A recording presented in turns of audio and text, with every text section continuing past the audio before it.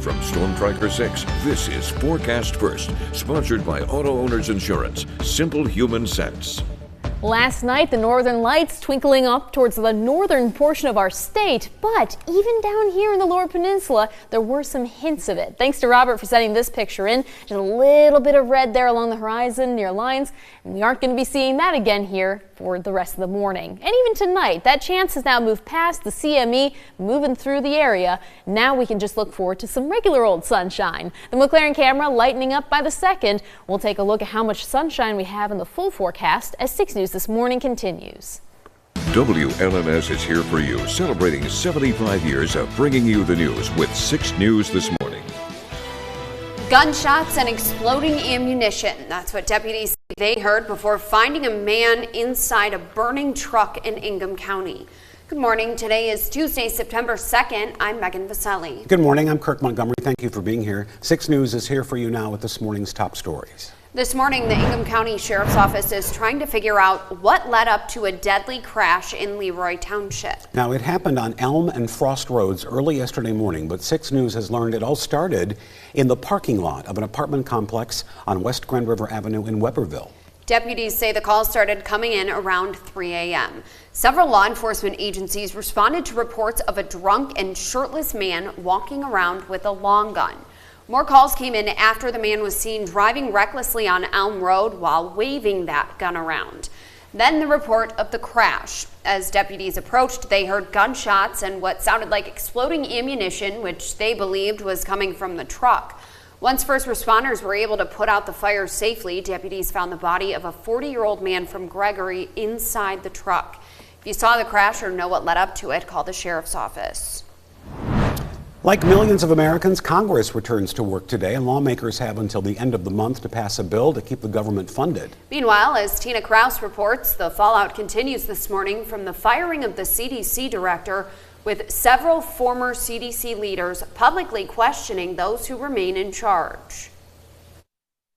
Congress returns to Washington today with less than a month to avert a federal government shutdown. It's going to be passed exclusively by Republicans. President Trump predicted a bill to keep the government funded might squeak through in a partisan vote. Last week, the House and Senate's top Democrats again called for a meeting with their GOP counterparts to help fund the government in a bipartisan way. Congressional committees are juggling several high-profile issues this week, including the House bipartisan investigation into convicted sex offender Jeffrey Epstein's files and ongoing fallout from the firing of CDC Director Susan Menares, which was followed by the resignation of other top CDC officials. Something is wrong when politics rules science. In a New York Times op-ed, 9 former CDC directors and acting directors raised concerns about Health and Human Services Secretary Robert F. Kennedy Jr.'s oversight of the department, writing, "We are worried about the wide-ranging impact that all these decisions will have on America's health security." Vermont Senator Bernie Sanders is demanding Kennedy resign, though the White House has defended him. Secretary Kennedy has been a crown jewel of this administration. RFK Jr. is expected to face tough questions at a scheduled Senate hearing Thursday, while the Associated Press is reporting President Trump could be considering a 200% or higher tariff on pharmaceutical imports. Tina Kraus, CBS News, London.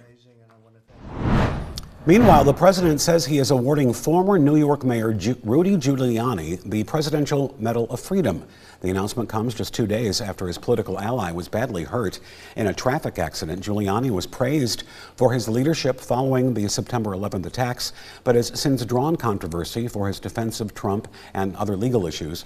In a statement on social media, Trump called Giuliani, quote, "the greatest mayor in the history of New York City and an equally great American patriot."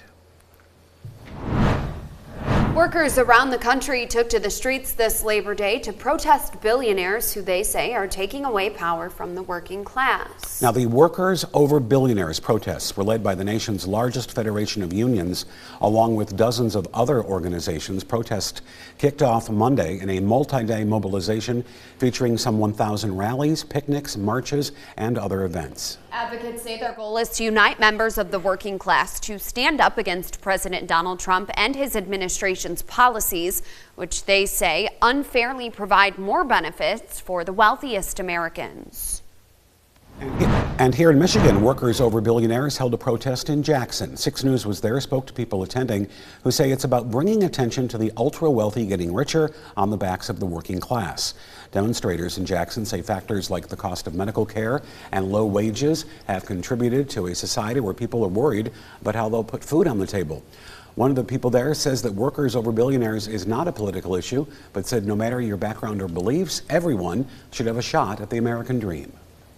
Our political climate right now is not in favor of us normal people. I am fearful of what we are going to turn over to my children and my grandchildren.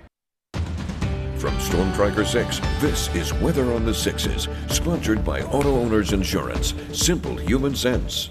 Downtown in Lansing, visibility is doing just fine, and we are seeing a little bit of a breeze on those flags that are on top of buildings. Still, they're higher up in the atmosphere, where we tend to expect to have more wind. There aren't trees or buildings in the way to slow it down. But near the surface, that wind has calmed down overnight, and we are still seeing some milder temperatures in the area. It's only by a few degrees compared to yesterday at this time, but it's helping out. It's limiting that fog chance and keeping it more towards fields and low-lying spots. Temperatures in the upper 40s to low 50s will warm up quickly today, and as they warm up, the sunshine really doing its job will pick up some more wind speeds. For now, though, it's calm, and that's allowed visibility to drop down below the 2-mile mark in Mason, Marshall, and Hillsdale, some pockets of fog where our sensors are. Penny and Officer probably don't care about fog, they just care about staying warm, and they can do that today, even though it's a chillier start to the morning. Watch how fast we warm up to the 70s. They'll be here for the afternoon and for this evening. Mostly sunny skies should allow them to do some sunbathing as well. If you want to take any pictures of your pets, of course, you can go to WLNS.com/Furcast, submit their pictures. You might even get to see them on the camera. Now, if you want to take them outside today, good day. Tomorrow, getting a little iffy. Not to tease ahead too much, but we will likely see some red paws mixing in here towards the end of this week. And that's because our dry spell is coming to an end. We do have that nice weather from the weekend continuing into today, but you can only make that last so long. Eventually, the atmosphere is going to wobble a bit, and then we end up with rain. Here it comes. Yeah. Get ready. I needed a car wash anyway, so I'll take it. There you go. All right. Thanks, Katie. Deal. Thank you. All right, still ahead in our What's New on the Web segment.